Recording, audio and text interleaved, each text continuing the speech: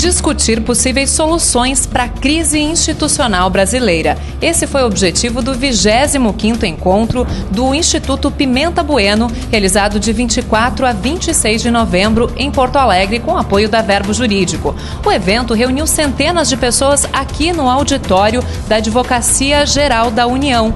E agora a gente vai mostrar um pouco do que foi debatido no encontro.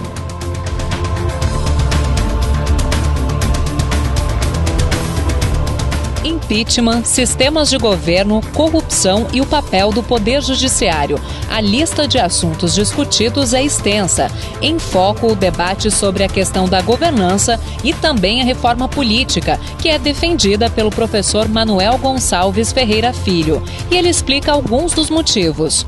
A vida política brasileira é marcada por sucessivas crises que, em uma grande medida, dependem do mau ajustamento das instituições. O Instituto Pimenta Bueno, que é um instituto apartidário, mas é um instituto preocupado com a solução de problemas constitucionais, particularmente brasileiros. Então, nessas reuniões, frequentemente são discutidos, como foram nesta última, temas importantes para uma reforma política. E o principal tema que foi discutido nesta ocasião é a mudança do nosso sistema presidencial, seja uma mudança radical com a adoção do parlamentarismo, seja uma solução intermédia, adotando-se o que conforme quem fala o semipresidencialismo ou o semiparlamentarismo, em termos mais claros, inspirando-se nas instituições que atualmente tem a França e tem Portugal, que tem presidente da República eleito diretamente, o que seria um traço de presidencialismo, mas tem um governo de gabinete, que depende da confiança da maioria parlamentar, que é um traço típico do parlamentarismo.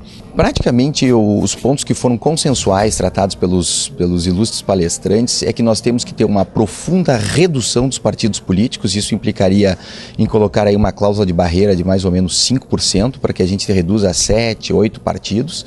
Nós vamos precisar alterar o sistema de governo do sistema presidencialista para o sistema parlamentarista. Nós vamos ter que separar o Estado do governo e o governo da administração. Então nós teremos um chefe de Estado apartidário e imparcial que vai representar o país, um governo partidário vencedor das eleições que vai atuar no plano concreto e uma administração cada vez mais desburocratizada e que a nomeação desses altos cargos da administração tem um critério cada vez mais técnico e não um critério político, para que nós possamos ter mais cientificidade e efetividade nas políticas públicas brasileiras. Ministra do Tribunal Constitucional Português, Maria Lúcia da Conceição Abrantes do Amaral, destaca algumas diferenças do sistema político de Portugal em relação ao brasileiro, mas avalia que a separação de Estado e governo não é, por si só, garantia de maior estabilidade política. Ao contrário do que acontece no Brasil, em que o presidente eleito é chefe de Estado e chefe de governo, há uma única cabeça no executivo. Em Portugal há duas. Há o Presidente da República, que arbitra, mas depois há o Governo, que é um órgão colegial e que responde politicamente perante o Parlamento. Na sua avaliação, isso gera mais estabilidade política? Depende imenso. Depende dos países, depende dos sistemas partidários, depende dos sistemas eleitorais. Dou-lhe um exemplo. Gera uma imensa estabilidade na Alemanha. A chanceler Merkel, que é o chefe do executivo, ninguém sabe quem é o presidente da República Federal da Alemanha, não interessa. Ninguém sabe, também não agora. Mas toda a gente conhece a chanceler. A chanceler quer candidatar-se para um 4º mandato. Isto diz tudo sobre a estabilidade do executivo alemão. Mas veja a diferença em relação ao italiano, que tem justamente um sistema parlamentar e porque está fraccionado em múltiplos partidos que se não coligam, nunca tem estabilidade no Parlamento. Portanto, depende. O sistema parlamentar europeu pode dar muito bom resultado de estabilidade, pode dar muito mau resultado de instabilidade, consoante a composição do Parlamento. Como no Brasil o Parlamento é muito plural, tem muitos partidos. Eu não sei que solução parlamentar poderia haver com um Parlamento tão pulverizado. É essa a diferença. Em Portugal, agora deu uma solução estável, porque houve três partidos, muito diferentes entre si, que apoiam um governo minoritário no Parlamento.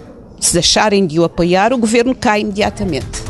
Apesar das dificuldades enfrentadas pelo Brasil, quando o assunto é o combate à corrupção, o ministro Carlos Veloso é otimista.